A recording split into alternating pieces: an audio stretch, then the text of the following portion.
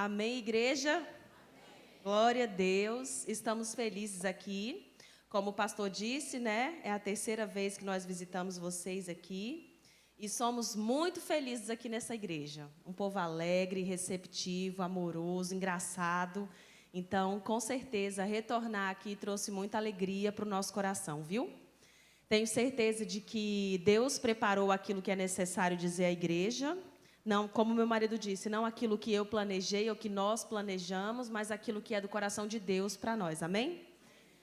Ontem Deus começou a falar muito forte ao meu coração, né? Nós sabemos que ontem era um culto de casais, hoje é um culto de família, mas creio que tem casais aqui também, né? A família é representada aqui.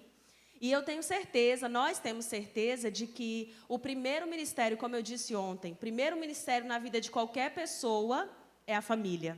Né? Nós recebemos Jesus, temos Jesus na nossa vida e o primeiro ministério pelo qual nós precisamos lutar, clamar, pedir constantemente é pela nossa família, né? Para que o nosso casamento vá bem, para que o meu marido esteja bem, eu preciso estar bem, para que eu esteja bem, ele precisa estar bem, né? E se eu não estou bem, ele me ajuda a levantar. Como na palavra diz, né? É melhor serem dois do que um, porque se um cair, o outro levanta. Então, a união do casamento, da família, a importância do casamento é algo tão poderoso na nossa vida, que não é à toa que muitas pessoas vão para a vida com dores profundas, e essas dores profundas elas receberam quando eram crianças, por exemplo. Quando participaram ou estiveram na família em que o casamento dos pais era perturbado, em uma família destruída, em uma família com tantas dores, não é verdade? Eu tenho certeza que muitos de nós aqui podemos falar isso, né? Que carregamos dores de quando, por exemplo, o casamento dos nossos pais não era como nós gostaríamos que fosse, não é? Eu não ia falar isso, né? Mas Deus é que sabe de todas as coisas. Eu me lembro que eu cresci no casamento dos meus pais e no casamento deles eu tive que lidar com coisas que eu não gostaria de lidar. E eu me lembro que quando eu era criança, meus pais tiveram uma separação que foi breve, né? Porque meu pai, naquele momento, e muitos anos depois também, ele não conhecia Jesus. Então, ele vivia uma vida de perdição no casamento. Então, minha mãe passou por muitas dores com meu pai. E eu não me lembrava, mas fazendo terapia, muitos anos depois, eu fui perceber que eu tinha um trauma quando eu tinha mais ou menos uns 4 anos de idade. E eu não sabia que era naquela idade, especificamente, né, que os meus pais tinham se separado. E é aquela história de novela, né, de tipo de volta para minha terra, né, porque meus pais são da Paraíba. E eu era bebê, nasci em Brasília, e fui morar na Paraíba com minha mãe, com meu pai. Como meu pai aprontava muito com a minha mãe, ela se cansou um dia, mandou uma carta para minha avó, parece história de novela, né? Mandou uma carta para minha avó, porque naquela época não tinha celular, não tinha WhatsApp. Mandou uma carta para minha avó dizendo que ia embora, que não ia mais ficar lá, que não aguentava mais aquela situação. E aí a minha avó, com meu tio, eles pegaram um ônibus de Brasília para Paraíba, foram de ônibus para buscar minha mãe e eu. E aí nós voltamos de ônibus, fomos para Brasília, e ali meus pais se separaram por algum período. Depois meu pai foi atrás da minha mãe, se arrependeu, pediu perdão, e eles voltaram. Mas naquele dia eu não sabia, eu não me lembrava, mas aquele dia me marcou. Ficou marcado na minha memória de alguma forma. Eu não me lembrava, mas muitos anos depois, fazendo terapia, que eu descobri que naquele dia, meu pai implorando para minha mãe ficar, e minha mãe dizendo que não ia mais ficar. E naquele dia eu chorava muito no colo da minha mãe. E minha mãe me segurava e dizia que não, que ia embora. E meu pai implorando para que a gente ficasse. E ela disse que não, que a gente ia embora, porque ela estava muito cansada. Aquele dia me marcou. Eu nem me lembrava. Mas com certeza isso trouxe dores para a minha vida. Que só quando eu conheci Jesus eu fui entender muitas coisas. Por que eu estou dizendo isso? Porque a família é a base. A nossa raiz é a nossa família. Se a nossa raiz é defeituosa, e é fato e é claro, nós erramos, né? Eu e Daniel, quando formos pais também, nós também vamos errar, porque nós somos seres humanos, ainda erramos, né? A gente ainda não está naquele corpo glorioso, maravilhoso, que a gente não vai ter nem celulite, nem vai engordar, vai comer tranquila, né? A gente ainda não está nesse corpo, né? Então ainda erramos. E é claro que nós erramos, mas queremos dar o melhor para a nossa família. E podemos evitar muitas dores se nós obedecemos à palavra de Deus. Podemos evitar muitos traumas se nós fizermos aquilo que diz na palavra de Deus. Não é verdade? Então vamos lá. Primeiro texto, nós vamos ler 2 histórias aqui nesse tempo que eu tenho. Depois que eu falar nesse período, eu vou passar para o meu marido e no final nós vamos orar. Amém? Primeiro texto, Salmo 92, verso 12. Salmo 92, verso 12. E aí você deixa também a sua Bíblia aberta em Lucas, no capítulo 8, a partir do verso 40. Salmo 92, verso 12. E Lucas, capítulo 8, a partir do verso 40. Amém? Primeiro, Salmo 92, verso 12. Vai colocar ali? Salmo 92, verso 12. Amém. Salmo 92, verso 12. Esse texto é muito conhecido e eu amo. Esse texto já falou comigo de diversas maneiras e olha como ele é forte.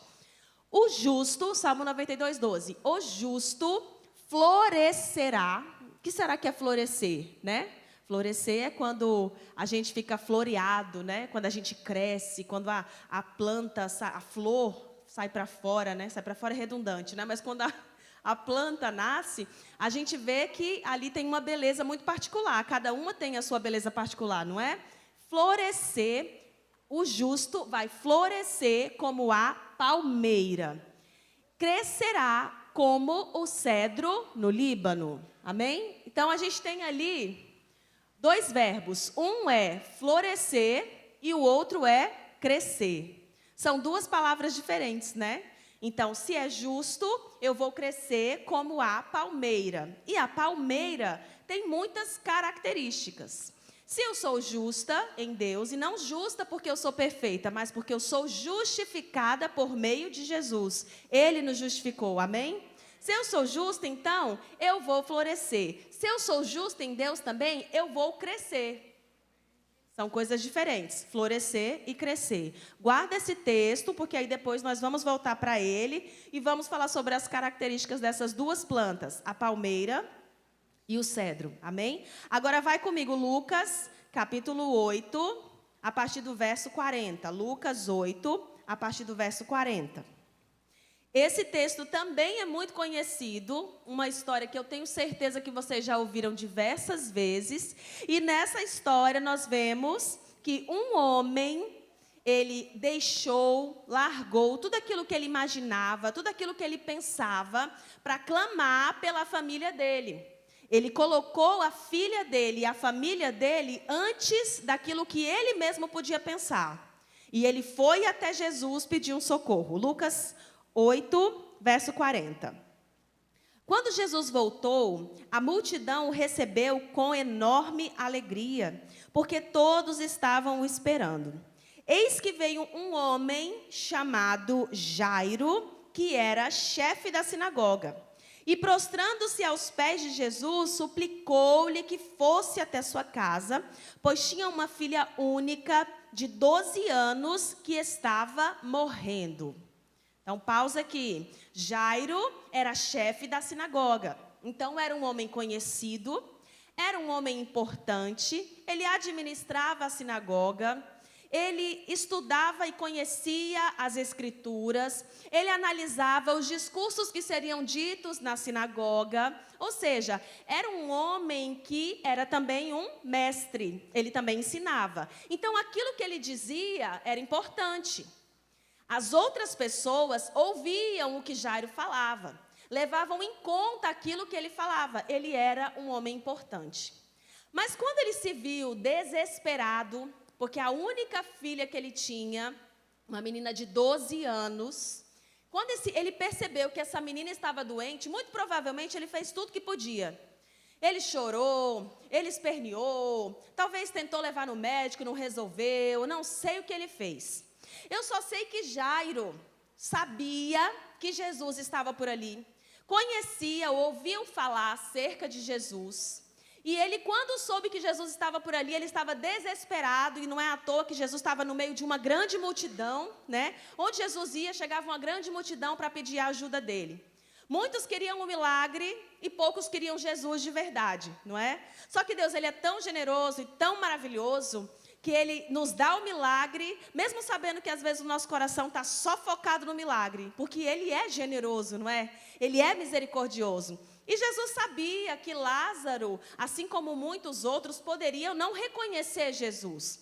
Muitos chefes das sinagogas podiam não saber ou não querer saber de Jesus. Muitos não gostavam porque Jesus dizia que ele era o Messias. Ele dizia que ele era o Filho de Deus. Isso chocou muitos deles, porque eles conheciam as Escrituras e eles não podiam crer que estavam diante do próprio Filho de Deus. Então, muitos, com certeza, reprovavam Jesus. Não gostavam de Jesus, ou não queriam ouvir aquilo que Jesus tinha para falar.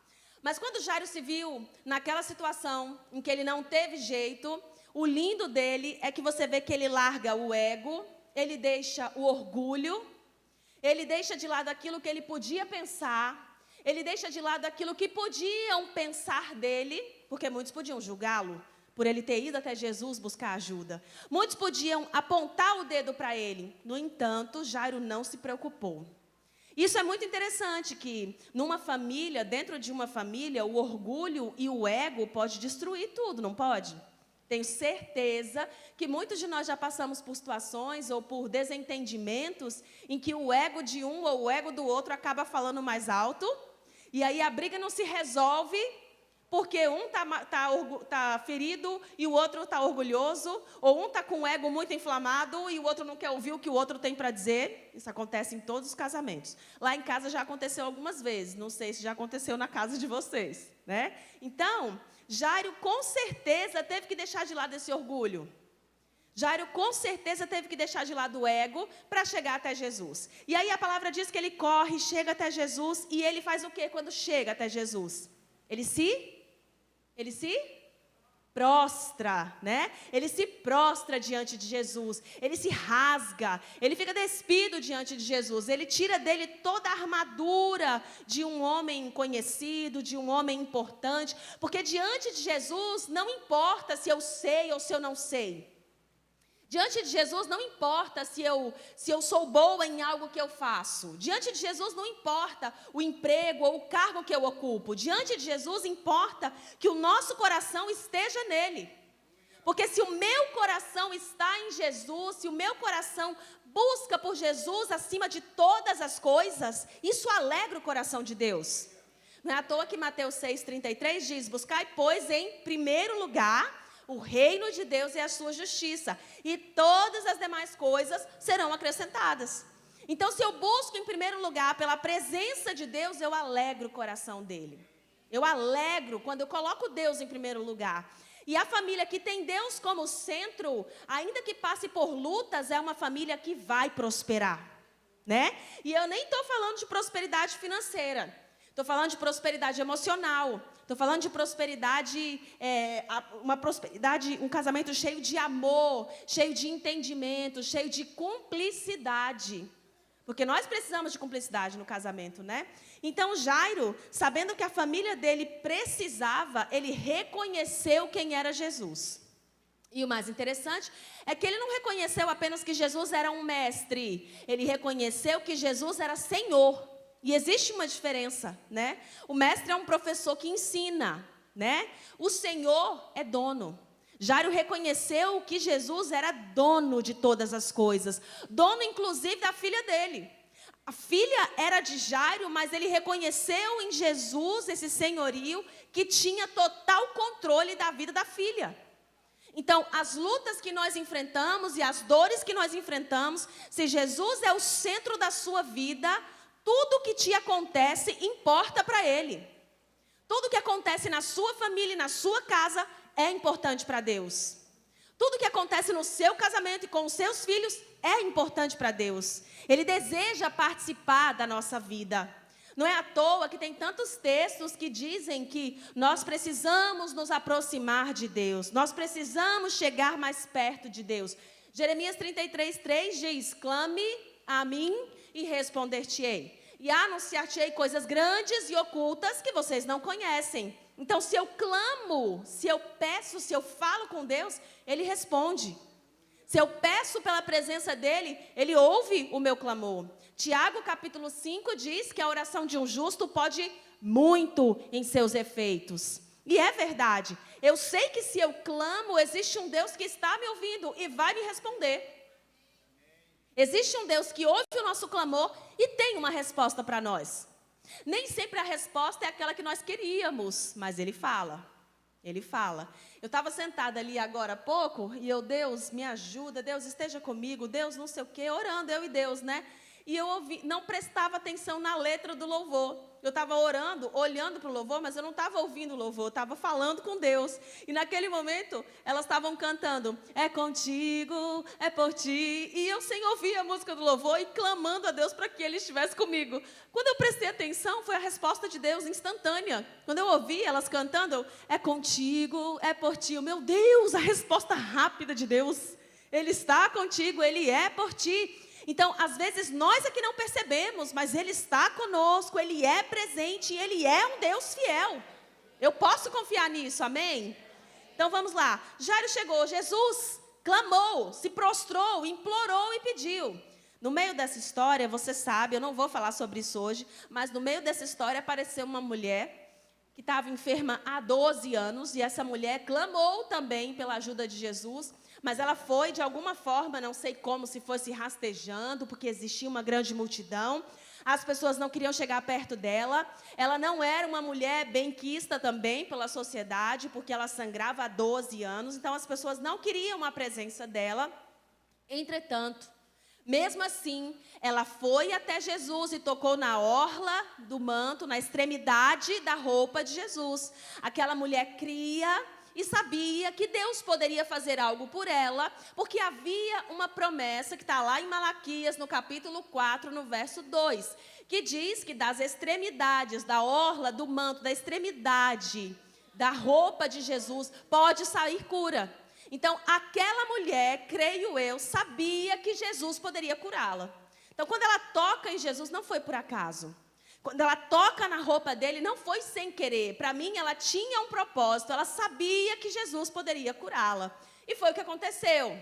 Aquela mulher foi curada e a multidão que se apertava e apertava Jesus. Então, naquele momento, Jairo teve que esperar. Ele chegou até Jesus, ele pediu pela filha dele, mas apareceu uma outra pessoa no meio do caminho que Jesus foi curar. Então, Jairo teve que esperar. Existem momentos da nossa vida em que nós vamos clamar e Deus vai nos responder, mas nós vamos ter que esperar o tempo dele. E o tempo dele não é o nosso tempo. No tempo dele nós achamos que está demorando muito. No tempo de Deus nós achamos que Deus não nos ouviu. Nós nos esquecemos que Ele está no controle de todas as coisas, porque nós pensamos, o tempo está passando e nada está acontecendo. Nada está mudando na minha vida. Então, parece que Deus me esqueceu. Parece que Deus não está se preocupando comigo. E Jairo teve que esperar. Agora, vai comigo para o verso 49. Lucas 8, verso 49. Enquanto Jesus, Lucas 8, 49. Enquanto Jesus ainda falava, veio uma pessoa da casa do chefe da sinagoga, dizendo: a sua filha já morreu, não incomode mais o mestre. Olha só, veio alguém da casa de Jairo, porque lá na casa de Jairo já estava um grande alvoroço. As pessoas estavam chorando, as pessoas estavam entristecidas, as pessoas esperavam por aquele momento de tristeza. Então eles vieram avisar Jairo, dizendo a ele: olha, não peça mais nada para o mestre, porque a menina já morreu. Ou seja, não tem mais o que fazer nessa situação. Talvez você esteja em um momento da sua vida, na sua família, na sua casa, em qualquer área da sua vida, em que você pense: já morreu, não tem mais o que fazer. Não tem mais solução para o meu casamento, não tem mais solução para a minha casa, não tem mais solução para a minha família, não tem mais solução para a minha vida acabou. Nós já pensamos isso em alguns momentos, não é? Eu já pensei, quem também já pensou? Nós já pensamos isso, não é? Quantas vezes já pensei, acabou, não tem mais o que fazer. Então as pessoas vieram avisar Jairo, dizendo para ele, olha, não peça mais nada, porque Jesus não pode fazer nada porque ela morreu. Só que aquelas pessoas não sabiam que Jesus não era apenas um mestre. Aquelas pessoas não sabiam que Jesus era dono daquela menina, dono da vida de Jairo, dono da minha vida, dono da sua vida. Aquelas pessoas não sabiam que Jesus é o Rei dos Reis, o Todo-Poderoso, que pode ressuscitar a hora que Ele quiser.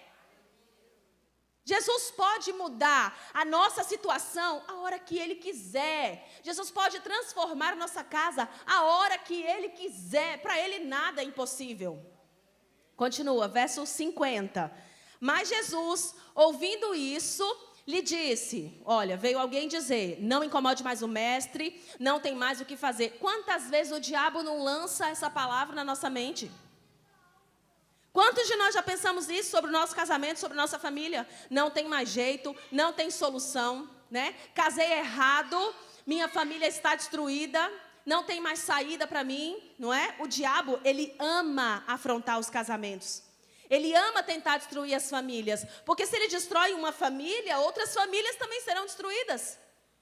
E ele tenta isso a todo momento, mas Jesus respondeu para Jairo. Jesus, ouvindo aquilo que estavam dizendo a Jairo, respondeu, não tenha medo. Jesus disse para Jairo, diz para mim e diz para você, não tenha medo, apenas creia, ela será salva. Amém? Então, aquelas pessoas, como assim ele está dizendo isso? A menina já morreu, não tem mais solução, não tem mais o que fazer. E Jesus dizendo, calma, creia, apenas creia, a menina vai ser salva. No meio de uma multidão de vozes, que existe, né? No meio de uma grande multidão de vozes que te dizem que não vai dar certo, que nada vai mudar, qual a voz que nós decidimos ouvir? Qual a voz que nós optamos por ouvir? A voz de Deus, a voz do mundo, né? A voz do diabo. Qual a voz que nós estamos ouvindo? A nossa tendência humana é achar que as coisas realmente não vão para frente, não é? A nossa tendência humana é achar que realmente a menina já morreu e não tem mais o que fazer. Nada pode ser feito de diferente. Mas Jesus disse, calma, creia em mim, a menina será salva. Verso 51. Tendo chegado à casa, então Jesus foi até a casa de Jairo, né? E tinha uma grande multidão, chegando lá naquela casa, tinha muitas pessoas ali. Jesus não permitiu que ninguém entrasse com ele. Entrasse onde? Na casa deles. A multidão estava ali fora. E vocês sabem que existiam também os pranteadores, né? Os pranteadores que eram pagos para chorarem nos velórios. Então, eles estavam ali cumprindo com o trabalho deles. Eles queriam receber pelo trabalho deles, né? Então, qual era a função do pranteador? Era chorar para que as pessoas vissem que aquela pessoa que morreu era muito querida, que aquela família era muito especial. Então, os pranteadores já estavam ali, tocando música, chorando, se lamentando e esperando que eles recebessem o pagamento do salário deles.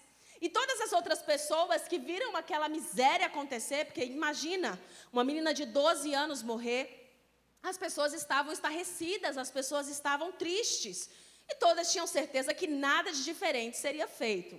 Mas Jesus entrou na casa e não permitiu que a multidão entrasse. E isso vem me dizer que em muitos momentos, em alguns momentos da nossa vida, nós temos que proteger a nossa família. Em alguns momentos, nós não vamos poder deixar qualquer pessoa entrar na nossa casa ou qualquer pessoa saber da nossa intimidade. Nós temos que proteger a nossa família. Não é à toa que Jesus não permitiu que a multidão entrasse. Só foi com ele o pai, Jairo, a mãe da menina e os discípulos que estavam com ele, Pedro, Tiago e João. As outras pessoas ficaram de fora. Isso indica que nós precisamos guardar a nossa família. E ali dentro da casa, Jesus disse, né? Não permitiu que ninguém entrasse, a não ser Pedro, Tiago e João, o pai e a mãe da menina. E todos choravam e pranteavam, dizendo, a menina morreu. Mas Jesus disse, não chorem, não chorem. Ela não está morta, mas dorme. E riram-se dele. As pessoas começaram a rir, porque parecia impossível que aquela menina pudesse sobreviver. Porque sabiam que ela estava morta. Então, parece aos nossos olhos que está morto. Mas aos olhos de Jesus, aquilo que está morto pode reviver. Riam de Jesus e duvidavam que aquela situação pudesse mudar. Mas Jesus estava ali para lembrar, eu posso mudar essa situação.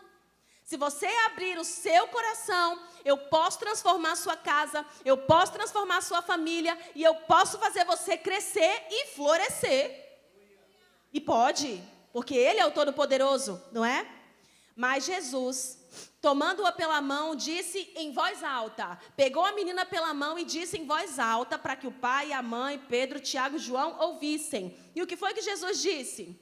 Menina, levante-se. Em outras versões está escrito Talita Cumi, né? E eu não sei vocês, mas por muitos anos eu achei que o nome da menina era Talita. Não sei se vocês também acharam, né? Achava também? Então, por muitos anos. E Jesus disse, Talita Cumi, que significa menina, se levante. Aí o que aconteceu? Verso 55. Voltou-lhe o espírito. A menina imediatamente se levantou e Jesus mandou que lhe dessem de comer. Olha que forte isso. Imediatamente Jesus mandou que lhe dessem de comer. Seus pais ficaram como? Maravilhados. Mas ele lhes advertiu que a ninguém contassem o que havia acontecido. Mas como não contar aquilo que havia acontecido? Os pranteadores foram embora, tiveram que parar de chorar.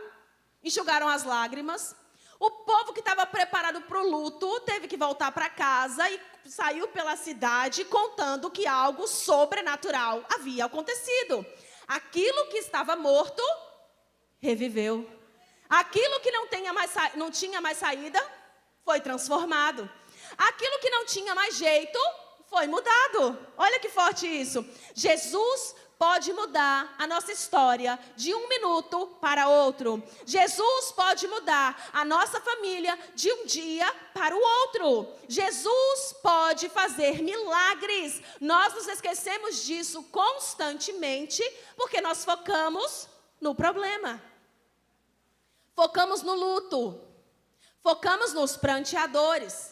Focamos na palavra do homem que diz, não incomode mais o mestre, porque não tem mais nada a ser feito. A menina já morreu e não tem mais nada para fazer. Mas Jesus disse, não temas, creia em mim, a menina será salva. E assim aconteceu. A menina foi salva, o povo viu aquele reboliço, o povo se alegrou. Quem não queria se alegrar, teve que se alegrar, porque Deus opera milagres. Amém? Agora vai comigo, Salmo 92. Eu li para vocês aí, Salmo 92. O que diz nesse salmo que eu li para vocês? O justo, o que vai acontecer com o justo? O justo vai, Salmo 92, verso 12. O justo vai florescer. Como? A palmeira. Por que palmeira? Quem tem palmeira em casa aqui? Tem alguma planta em casa chamada palmeira? Tem na sua? Na nossa tem? Qual é a palmeira lá? Aquilo é palmeira? Meu Deus, é que eu não sou formada em planta, gente, entendeu? Mas eu estudei sobre a palmeira e sobre o cedro para poder falar isso para vocês.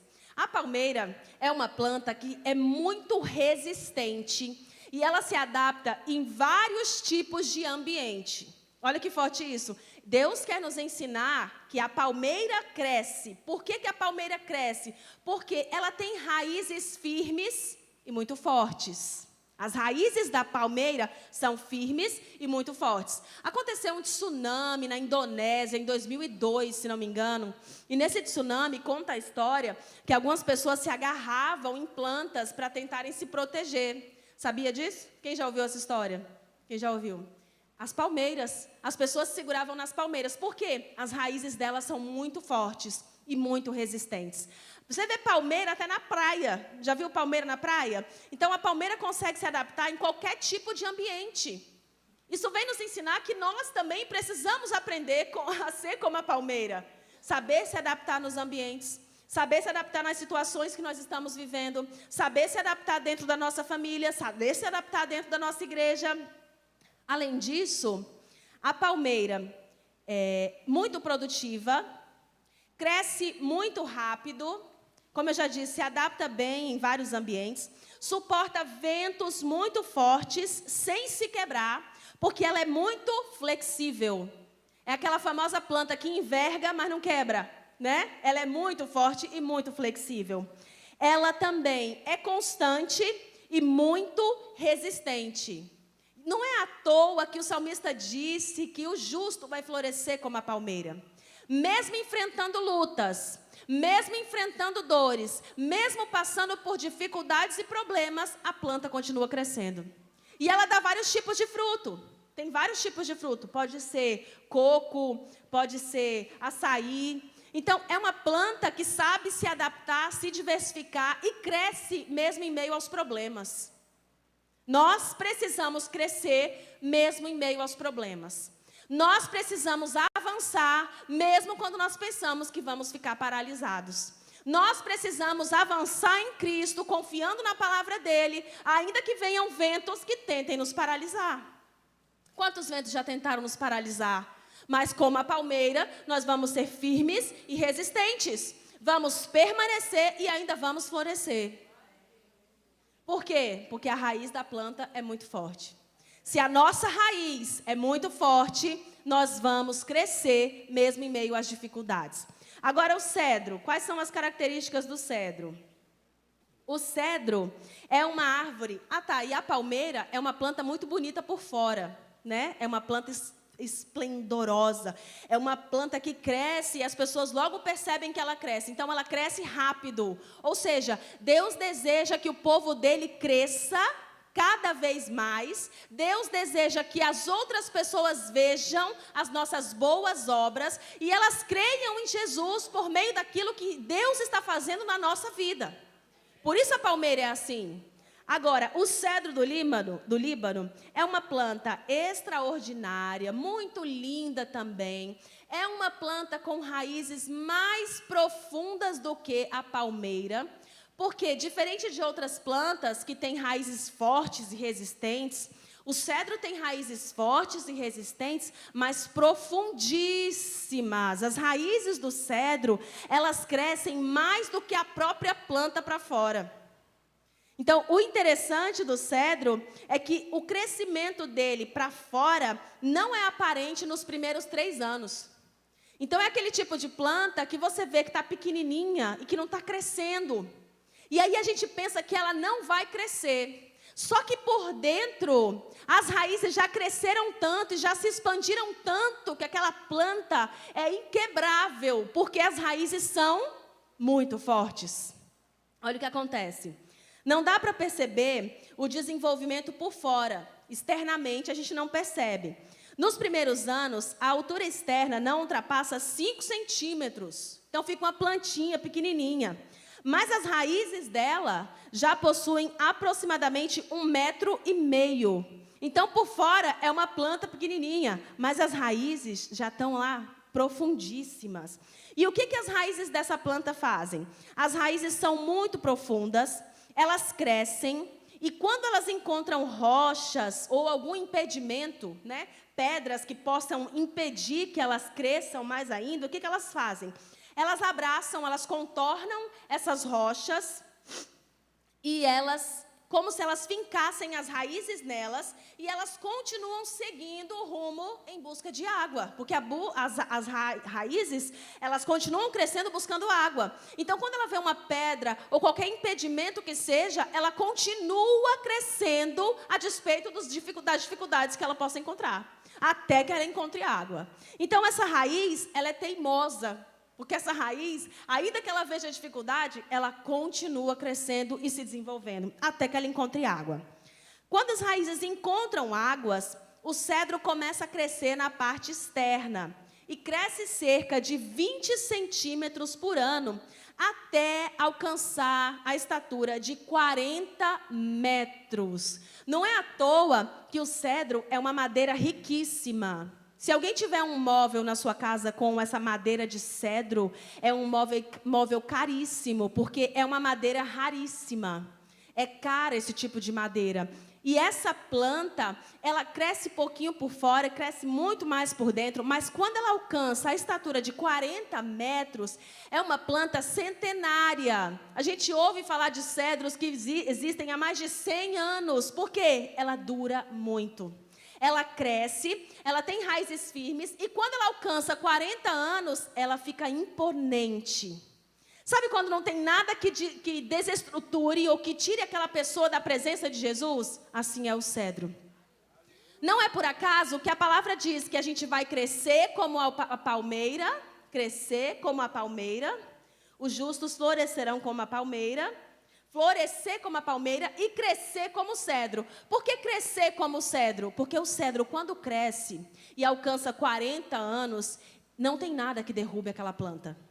Ela cresce, ela fica imponente, ela permanece e ela continua seguindo o rumo dela. Assim, Deus nos ensina que deve ser na minha vida e na sua vida.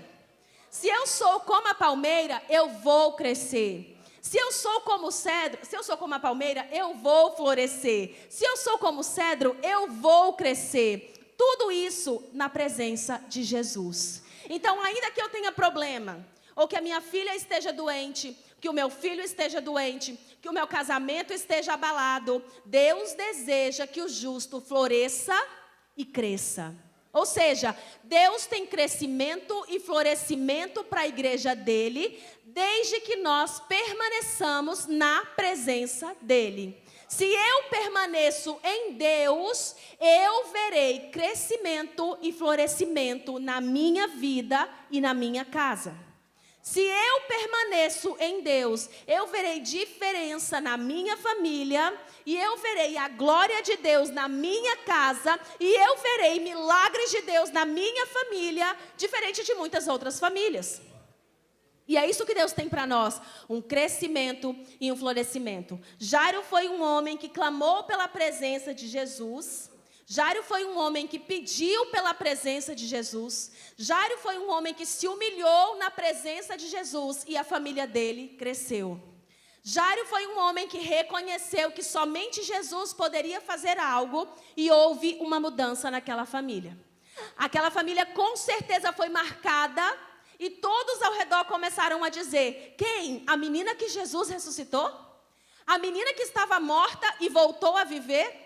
A família que poderia ser destruída e hoje é uma nova família? É assim que Jesus faz na minha vida e na sua vida. Vamos continuar com a palavra aqui. E aí no final a gente ora por todo mundo. Dá um abraço aqui, pelo amor de Deus, depois de pregar lindo desse jeito. Que orgulho, que maravilhosa, que diva. Que isso, minha diva do Pentecostes. Ela é maravilhosa, não sei nem o que está fazendo comigo, acho que eu orei muito, ela não orou, olha aí o que acontece, tá vendo? A esperança para você, feio, solteiro. Olha eu, bem casado, ó. Essa palavra que a Eli estava trazendo é interessante por um motivo.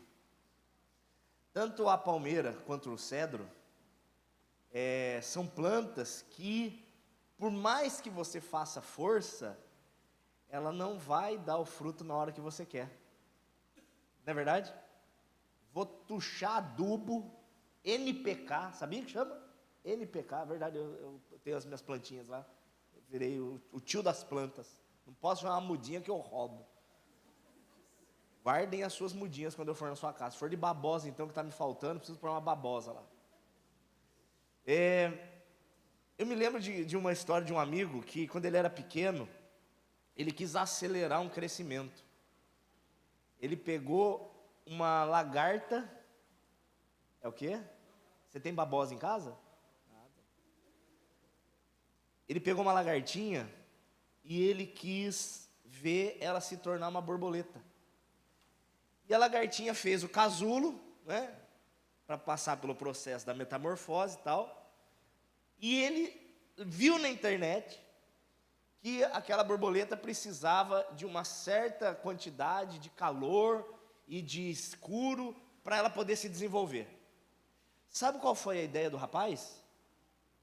O bigodinho tá na régua, hein? Tá nojento mesmo, hein? Maravilha, o rapaz parece que fez no esquadro. Ele pegou um secador de cabelo e ele ligava todo dia no casulo, para esquentar, para vir mais rápido, para acelerar. Resultado, precisava de uns 40 dias para aquela lagarta virar borboleta. Com mais ou menos 20 dias o casulo abriu e saiu um ser todo deformado, que não era nem lagarta, nem borboleta, durou alguns dias, morreu. Tudo o que acontece, tudo o que cresce fora de hora é defeituoso.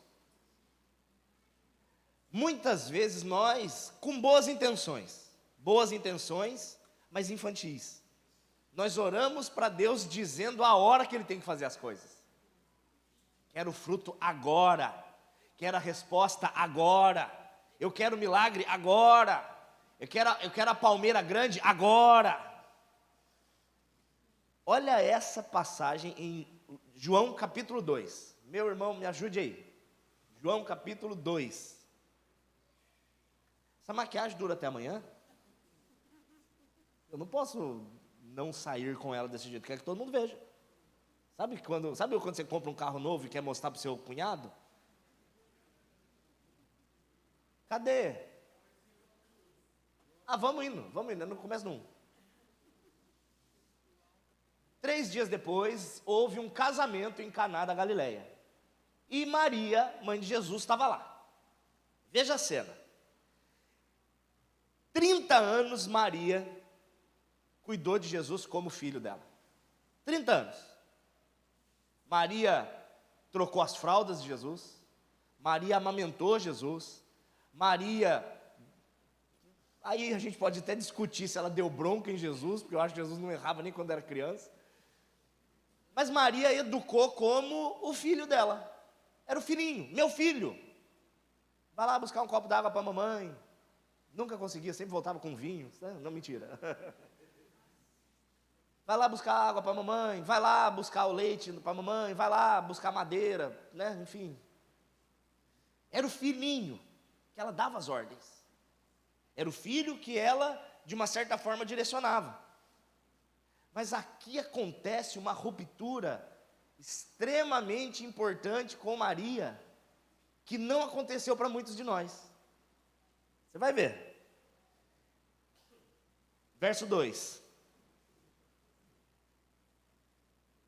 Jesus foi convidado, junto com seus discípulos, para o casamento. Gente, eu amo festa de casamento. Comida aiada, gente bonita, não tem gente com bafo. Eu amo casamento. Jesus e os discípulos foram convidados para o casamento. E olha o que acontece. Verso 3. Acabou o vinho. E Maria estava acostumada a dar ordens para Jesus. Maria estava acostumada a dar direcionamento para Jesus. Porque até os 30 anos, Jesus não tinha manifestado ainda o seu ministério. Durante 30 anos ele foi um simples carpinteiro. Só uma curiosidade, entre parênteses aqui, que o carpinteiro não faz móveis. Quem faz móveis é o marceneiro. Jesus fazia estrutura de casa. Por isso ele usa muitos exemplos, como um dos mais famosos, quando ele fala sobre fundamentar, melhor dizendo, a sua casa na rocha. Aí vai bater o vento, vai bater a água, a casa não vai cair. Porque era a área de especialidade de Jesus. A área de especialidade de Jesus é estrutura e não móvel. Móvel é a aparência. O esqueleto da casa, as colunas da casa é a estrutura. Jesus está muito mais preocupado com a sua estrutura que com a sua aparência, pode ter certeza. E Maria chega para Jesus, acostumada a dar ordem, e fala: filho, acabou o vinho. Jesus acabou o vinho. Em outras palavras, ela estava dizendo para ele o que ele tinha que fazer e a hora que ele tinha que fazer. Normalmente, Jesus responderia: verdade, mãe, deixa comigo, mãe, você está certa, mãe. Só que dessa vez, um limite precisava ser estabelecido. Uma nova fase estava começando. Jesus tinha que mostrar para Maria que o tempo dela, da ordem... Nossa, cuspi, que horror. Posso tomar essa água? Boca seca. Nervoso, fico tímido. Tenho timidez com o público, é horrível. Na hora de ser curado disso.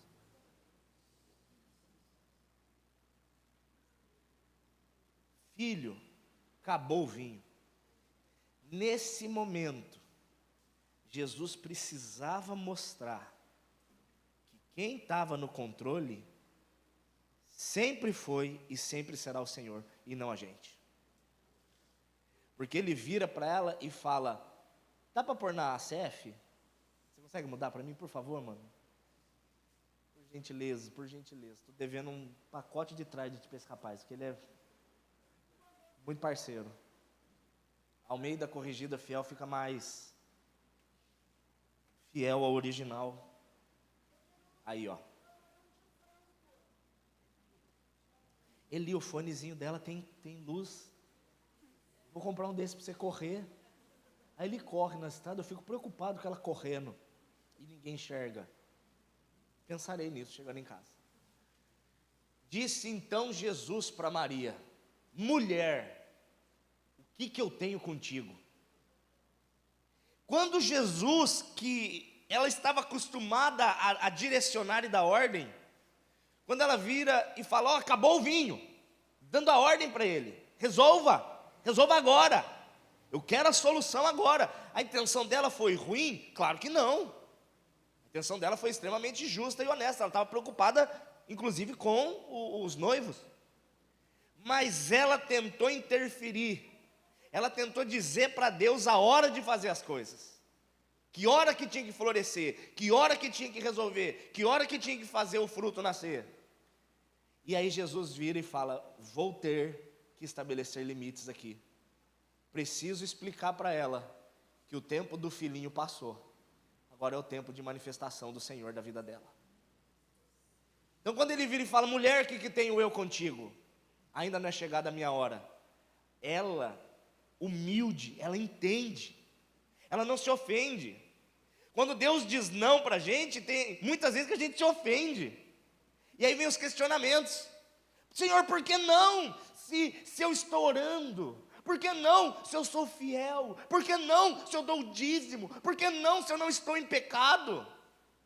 A gente tenta convencer Deus apresentando os nossos predicados, as nossas qualidades, como se Deus fosse mal que estivesse impedindo simplesmente pelo prazer de ver você sofrer.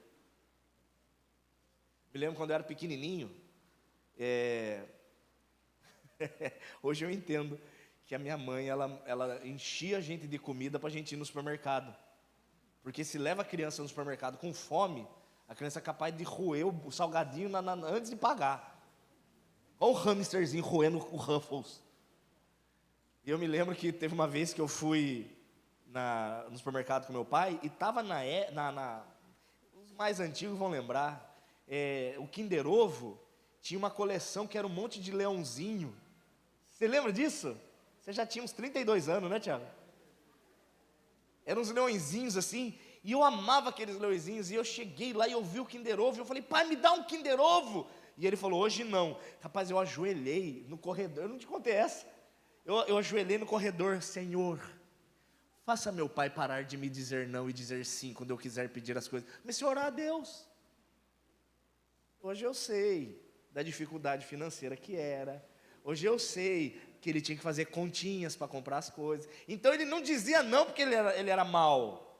Ele dizia não porque não tinha como, não era a hora certa. Só um outro parênteses que foi engraçado. Eu me lembro uma vez que eu fui para Campos do Jordão. Vocês já conhecem, né? Já ouviram falar Campos do Jordão e tal? E lá vendia uma amêndoa que era caramelizada. O cara pegava aquela amêndoa, aí ele fazia uma calda de açúcar com os temperos, canela, e ele fazia aquela amêndoa glaceada. E eu cheguei um dia, e meu pai tinha um amigo que era muito rico, e o cara comprava só essas coisas de rico do meu lado. E aí o filho dele comendo aquelas amêndoas glaceadas, e eu babando, eu comecei a ficar desidratado. Assim, ó. Seria uma amêndoa glaceada. E aí o menininho comeu metade do saquinho, falou: ai, eu não estou aguentando, alguém quer? Quando ele fez alguém quer, eu já fui, só que antes de sair o pai dele: eu quero, pum, saiu comendo. Eu falei: desgraça. Aí quando eu comecei a trabalhar, uma das primeiras coisas que eu fiz foi para Campos do Jordão, comprei meio quilo daquela amêndoa. Quando eu comecei a comer, eu falei, que horror, não quero mais. Detestei. Os nãos irritam. Mas irrita porque a gente só consegue enxergar agora. Quando Jesus diz para ela, mulher, não é chegada a minha hora, ela entende, ela fala, opa, eu não conheço as coisas. Eu não sei as horas certas de verdade. E olha a humildade dela no verso 5, qual que ela fala? Aí ela sai da cena e fala assim, faça tudo o que ele disser. Está todo mundo olhando para ela, para olhar para mim, deixa ela dançar à vontade. Tem um alarmezinho aí, é hora de remédio.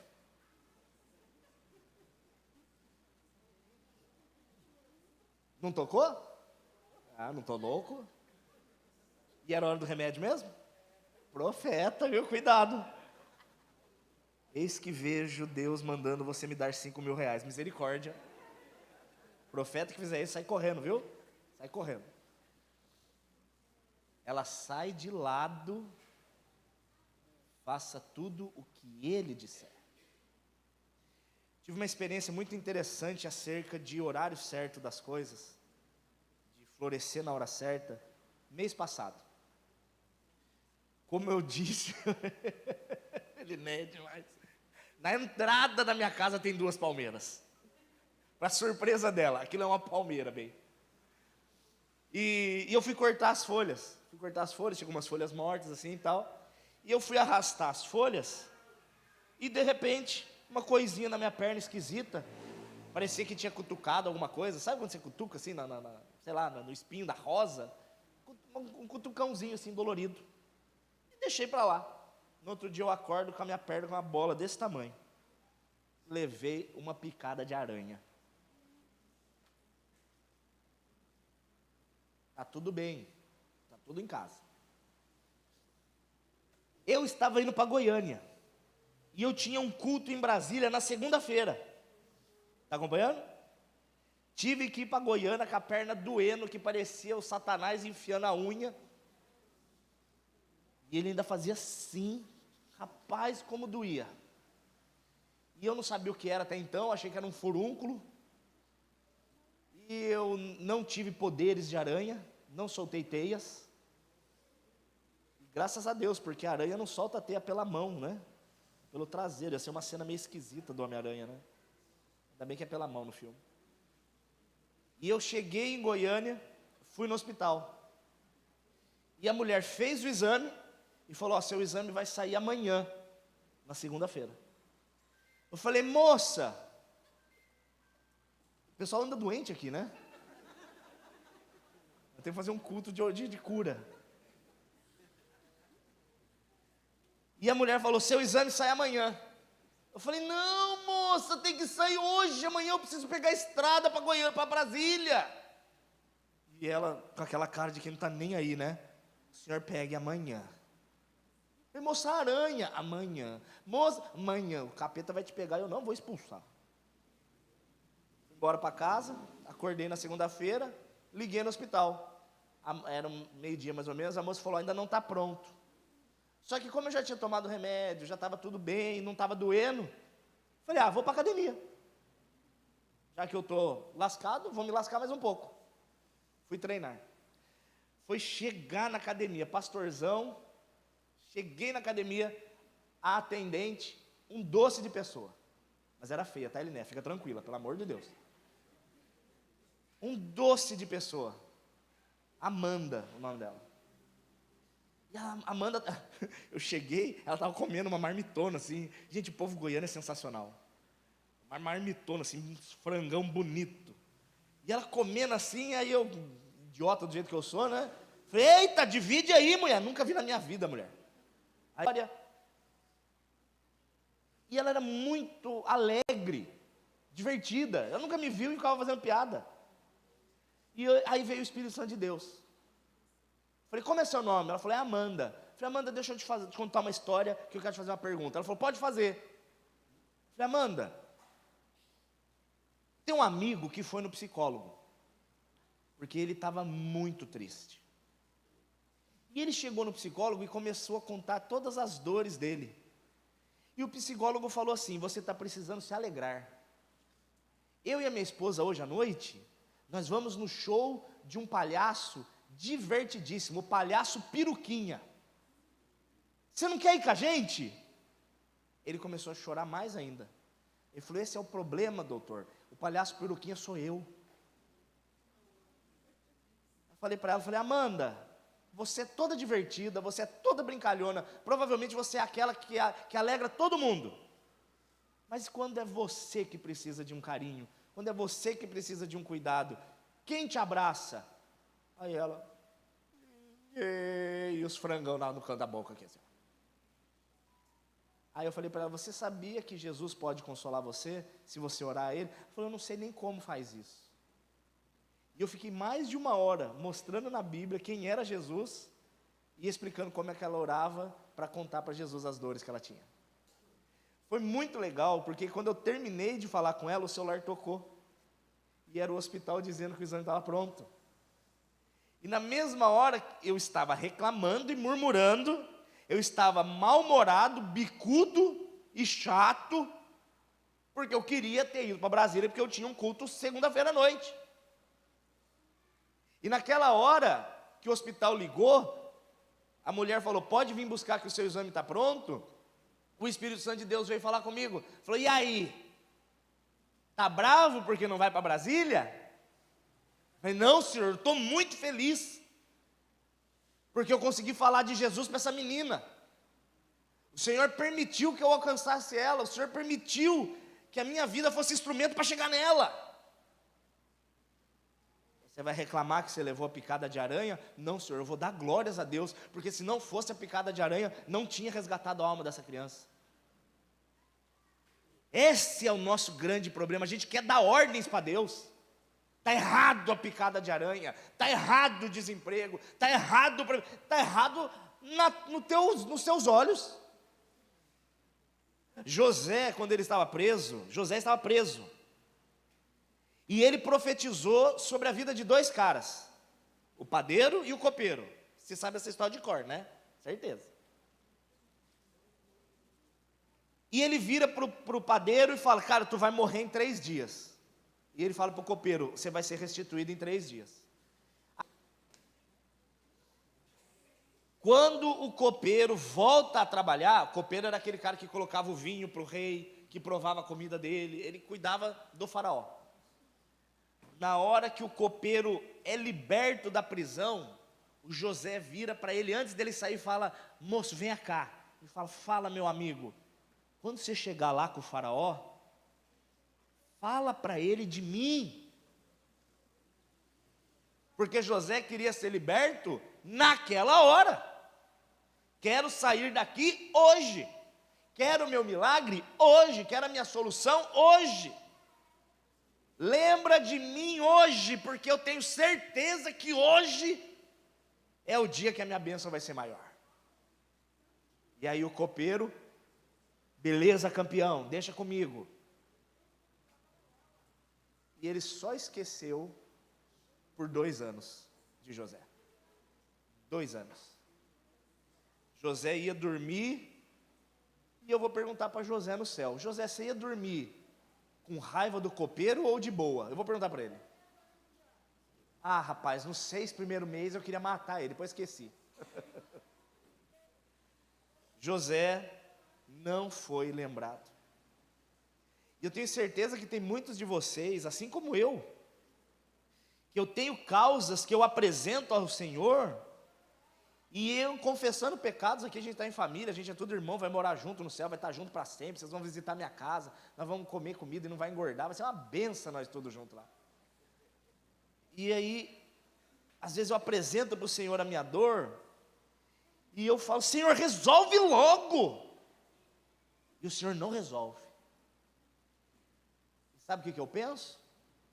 Que Ele não se importa comigo, que Ele me abandonou, que Ele não ouve minhas orações, que Ele prefere os outros do que eu. Vem esse pensamento. Às vezes você pensa também?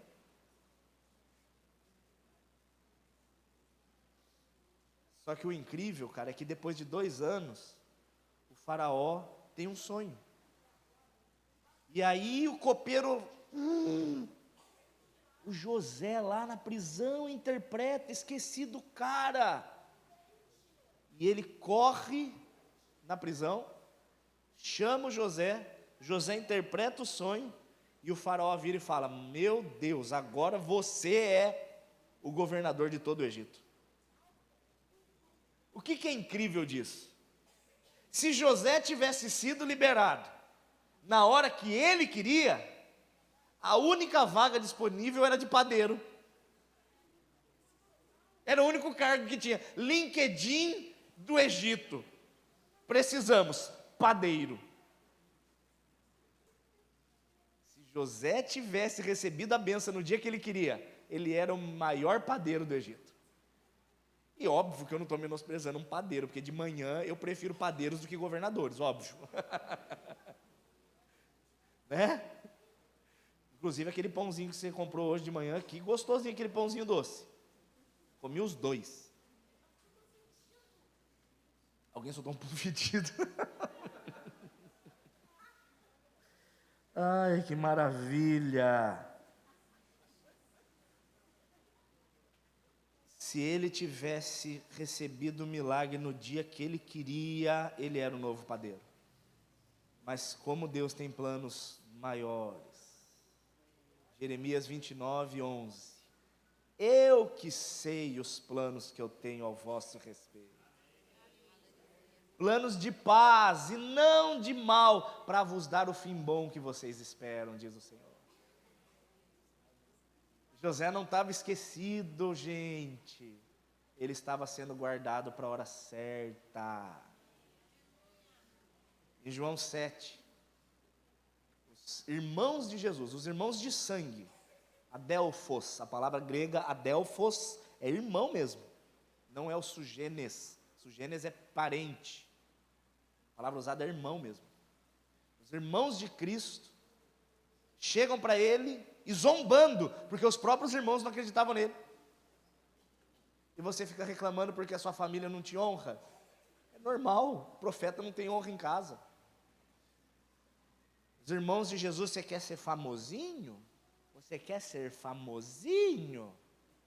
Sai da Galileia, vai para a Judéia, lá é zona urbana, aqui você está na roça. Vai para lá, lá você fica famosinho. E aí Jesus olha para eles e fala assim, João capítulo 7, verso 6. Ele fala assim: o tempo para vocês sempre é o agora, né?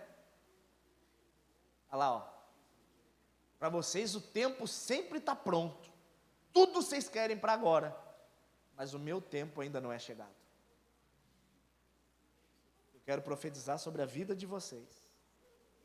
De verdade, isso é para você. O que é? É você mesmo. A palavra do Senhor para você é a seguinte: meu filho, minha filha, eu não me esqueci de você. Eu não estou ignorando os seus clamores. Eu não estou com o rosto virado para as suas necessidades. Mas eu estou guardando você para manifestar a minha glória na hora certa.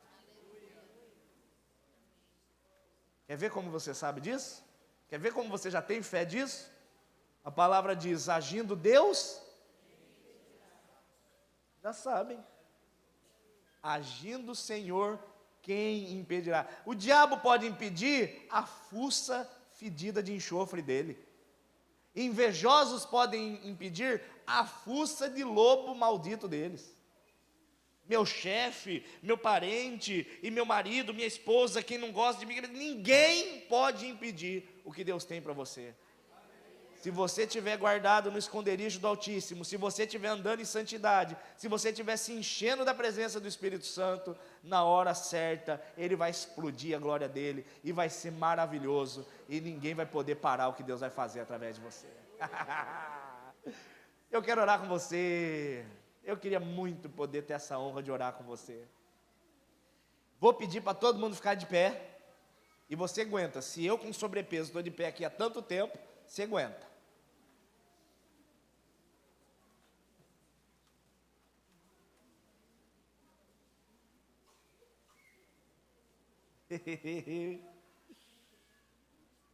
conheci um cara que a gente chamava ele de Seu José.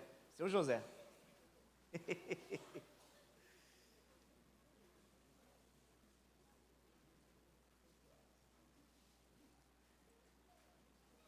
E o Seu José, ele frequentava uma igreja em Natal, lá no Rio Grande do Norte. E Seu José, pastorzão, ouça essa. Essa é verdade. Não que o resto tenha sido mentira, mas é que essa história é muito incrível. Parece mentira. Seu José, ele drogado, não sabia nem o nome dele. Ele usou tanta droga que ele não sabia nem o nome dele. Ele apareceu na beira da igreja, lá em Natal, pedindo socorro. Socorro, socorro, socorro. A igreja acolheu o cara, começou a cuidar do cara, ele se tornou zelador da igreja. Mas ele não sabia o nome dele, ele não sabia de onde ele veio, ele não sabia quem ele era, ele não sabia se ele tinha família, ele não sabia absolutamente nada dele. E a oração dele era: Senhor, eu queria muito saber quem eu sou.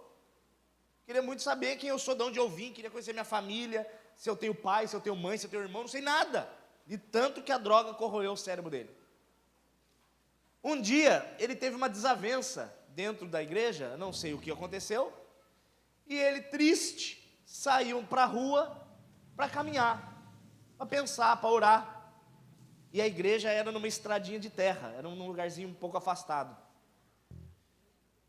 Seu José saiu e sentou na beira da estrada, e tinha uma árvore de laranja. Ele começou a pegar laranja. Como é que vocês chamam aquela de descascar com a mão? Poncã? Mexerica? Sei lá. Bergamota? Isso aí. Ele começou a descascar a laranjinha ali, mexerica, comia mexerica. Aí um ônibus da prefeitura quebrou na frente do seu Zé. Pá! Quebrou o ônibus escolar. Começou a descer um monte de criança. E um outro ônibus parou longe. E as crianças estavam indo para o ônibus. Nisso que as crianças estavam indo para o ônibus, ele olhando as crianças, a criançadinha, Pai do Senhor, ele, Pai do Senhor. Aliás, ele falava para as criançadas, Pai do Senhor, a criançadinha, Pai do Senhor, Pai do Senhor, a criançadinha, Pai do Senhor. Daqui a pouco ele passou duas menininhas de mão dada, ele, Pai do Senhor, ela, Pai do Senhor, ela pegou o celularzinho. Moço, você é meu pai. Aí, o que, menino? Você é meu pai. Que história é essa? Ela pegou a foto e falou: não é você? Eu falei: parece. Resumo da história: seu Zé era de Belo Horizonte e saiu andando por anos e foi parar em Natal, Rio Grande do Norte. A mulher dele procurou ele por muito tempo e não encontrou. Ela orou a Deus e entendeu de Deus que ela tinha que ir para Natal. Largou tudo e foi para Natal. A filha dela estava estudando, quebrou o ônibus da filha dela. A filha dela encontrou ele. Ele descobriu que o nome dele era Antônio. E Deus restaurou. A mulher estava esperando o cara de volta. O que eu acho incrível, que quando José estava perdido, Deus já estava com a solução e o milagre pronto. Enquanto você está apresentando uma causa, Deus já tem a solução, só aguardando a hora certa para manifestar a glória dele. Então eu quero orar.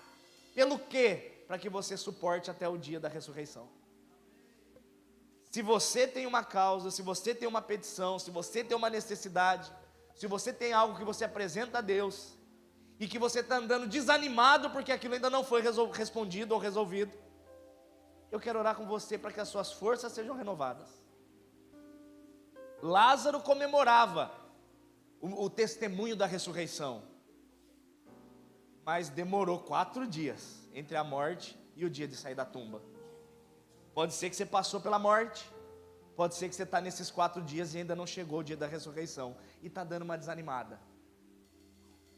Queria que você viesse aqui para orar contigo, para dar aquela fortalecida, porque o dia da ressurreição vai chegar. Em nome de Jesus. Vou começar a orar. Se você quiser esse renovo, venha cá, que a Eli e o pastorzão vão orar por você. Eu vou orar aqui de cima e o Senhor vai responder vocês. O Senhor vai renovar vocês. E nós vamos ver milagre. E nós vamos comemorar. Ah, mas vai ser bom demais.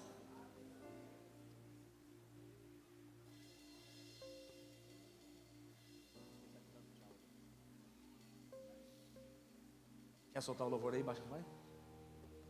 Pai amado Senhor Jesus, querido Senhor e Salvador da nossa vida. Pai, nós aqui como igreja, Senhor, nós nos reunimos, um por um dos que estão aqui, Pai. Esses casais, essas famílias, essas pessoas. Cada um, Senhor, é um universo em si mesmo, com os seus problemas, as suas dores, as suas necessidades, Pai. Tem pessoas aqui, Pai, com questões de saúde. Tem pessoas aqui, Pai, com questões no matrimônio. Tem pessoas aqui, Pai, com questões financeiras. Tem gente aqui com brigas na família. Tem gente aqui sem saber para onde ir, o que fazer. Tem gente aqui, Pai, que está com pensamentos malditos até de tirar a própria vida. Senhor, são pessoas que assim como eu, Pai, ainda não obtiveram resposta para o seu clamor. E eu sei, Pai, que o diabo está agindo no coração deles, dizendo, não está te adiantando ser santo, Deus não se importa com você.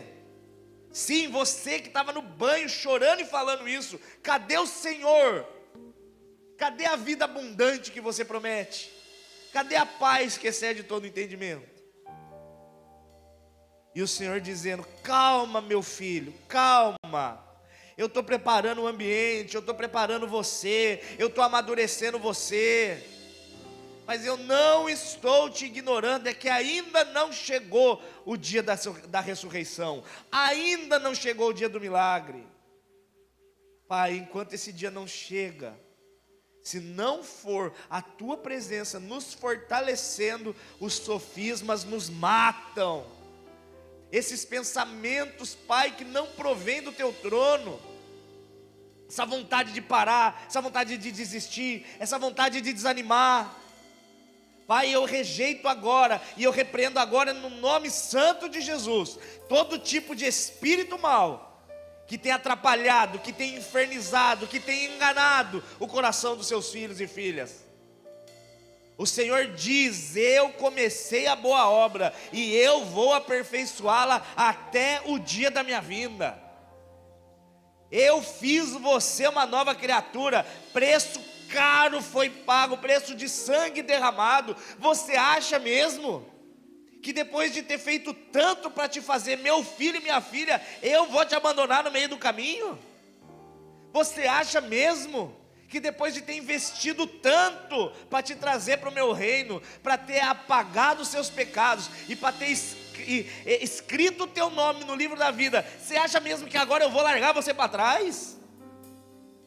Pai, nós não vamos desistir. Pai, nós não vamos parar. Pai, nós não vamos retroceder. A tua palavra diz claramente em Hebreus capítulo 10 que é necessário perseverança para depois de termos cumprido a vontade de Deus, nós possamos alcançar a promessa. E o Senhor continua dizendo, porque a minha alma não tem prazer nos que retrocedem. Nós não vamos retroceder. Diabo, seu imundo, escute bem. Você tem provocado a essas famílias, você tem provocado esses corações, você tem lançado setas, mas nós dizemos na presença do Espírito Santo, você não vai ser bem sucedido sobre nenhuma família desse lugar. Nós não vamos sucumbir às tentações de desistir de Jesus. A palavra diz em Hebreus capítulo 12, olhem firmemente para Jesus, o autor, o consumador da sua fé, aquele que pela alegria que estava proposta, suportou toda vergonha, passou por aquela cruz, e hoje se assenta à destra do Pai. Jesus tendo todo o poder, Jesus tendo toda a possibilidade, Ele não se livrou da cruz. Ele foi até o fim, por inteiro, sem retroceder, porque era a única maneira que eu e você poderíamos ter sido salvos, é pelo sangue dele derramado. Se Jesus, que é o Rei da Glória, tanto fez por mim e por você, se o jeito dele nos amar foi dando a própria vida por inteiro, o nosso jeito de amá-lo também será de dar a nossa vida por inteiro para ele. Não vamos retroceder, não vamos desistir, não vamos voltar atrás. Se você estiver com a sua esposa, com o seu marido, segura na mão deles agora. Pai, esse casal, este casamento, Pai, aonde houveram ofensas, aonde, Pai, superabundou o pecado, e aonde, Pai, traumas foram gerados. Vejo, Pai, aqui casais que ainda estão vivendo feridos por coisas que aconteceram. Dou uma ordem agora no sangue de Jesus, para que essa seta, essa corrente e essa corda seja rompida agora em nome de Jesus. A palavra diz em 2 Coríntios 5,17 que nós somos novas criaturas, e as coisas velhas se passaram, tudo é feito novo. Capítulo 24, Josué diz: vocês podem seguir o Deus que vocês quiserem. Se vocês quiserem adorar os deuses do Egito, vão para lá. Se vocês querem adorar os deuses dos cananeus, vão para lá. Se vocês querem adorar os deuses moabitas, vão para lá. Não sei vocês, mas eu e a minha casa serviremos somente ao Senhor Jesus. E nós declaramos aqui como família, declare agora: eu e a minha casa serviremos somente a Jesus. Saia espírito mau, saia pensamento maldito, saia desânimo. Tua palavra diz, Senhor Jesus, em Isaías capítulo 40, que aqueles que esperam no Senhor terão as suas forças renovadas. Então vem Espírito Santo e renove a força, renove o ânimo, renova, Pai. Eu estou vendo o Senhor restaurando agora o metabolismo, o físico, musculatura, nervos, ossos, colocando de novo saúde, para que a gente encare a caminhada longa que ainda temos. Pai, eu profetizo sobre cada um dos que estão aqui. Aquele que estava com vontade de parar, agora está com o coração fervendo para manifestar a tua glória. Você verá a manifestação da glória de Jesus. Você verá a resposta das suas orações. A palavra diz, e eu profetizo para terminar, o Salmo 126 diz: aquele que chorando lança a preciosa semente, voltará colhendo os seus molhos, a sua colheita com alegria. Senhor, hoje nós choramos, mas voltaremos com alegria. Pai, com fé, pela fé, nós plantamos, ainda que com lágrimas, mas Pai, todos nós voltaremos testemunhando com alegria. Essa igreja será conhecida como a igreja dos testemunhos. Essa igreja será conhecida como a igreja do povo que testemunha o que Jesus fez, o que Jesus faz e o que Jesus fará, e grandes coisas farão, e Ele fará, assim como diz o Salmo 126 mesmo, e as pessoas olharão para nós e dirão: grandes coisas fez o Senhor por eles. É por isso que eles devem estar tão alegres. Grandes coisas fez o Senhor por nós. É por isso que nós estamos alegres. O tempo de chorar vai passar, o tempo de tristeza vai passar, e a glória do Senhor vai chegar. Em nome de Jesus, em nome de Jesus, aleluia, glória a Deus.